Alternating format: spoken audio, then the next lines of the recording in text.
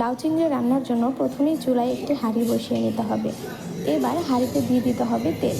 আমি এখানে দুই ধরনের তেল ব্যবহার করেছি, সয়াবিন তেল ও সরিষার তেল। এবার তেল অল্প একটু গরম হয়ে আসলে দিয়ে দিতে হবে পেঁয়াজ। দিয়ে দিচ্ছি ফালি করে রাখা কাঁচামরিচ। লাউ তরকারিতে সাধারণত আমি কোনো ধরনের গুঁড়ামরিচ ব্যবহার করি না, কারণ এতে তরকারির রং ও স্বাদ দুটোই নষ্ট হয়।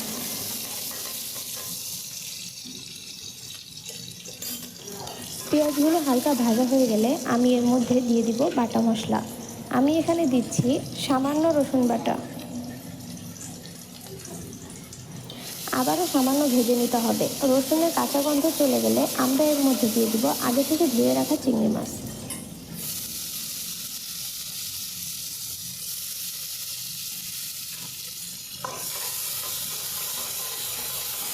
চিংড়িগুলোকে হালকা লাল করে ভেজে নিতে হবে।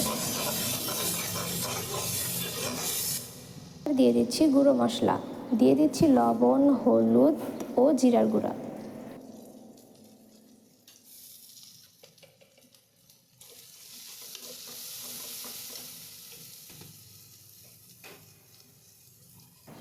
এবার এখানে দিয়ে দিব সামান্য পরিমাণে পানি।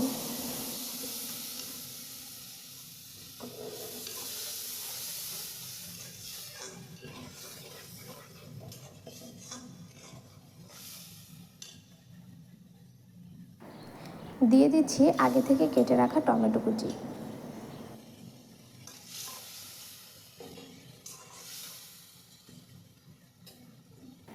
এবার মশলাগুলোকে খুব ভালোভাবে কষিয়ে নিতে হবে।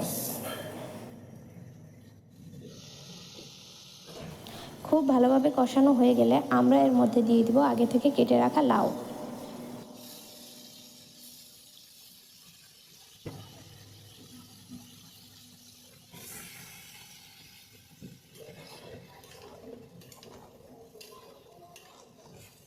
এবার লাউগুলোকেও খুব ভালোভাবে কষিয়ে নিতে হবে।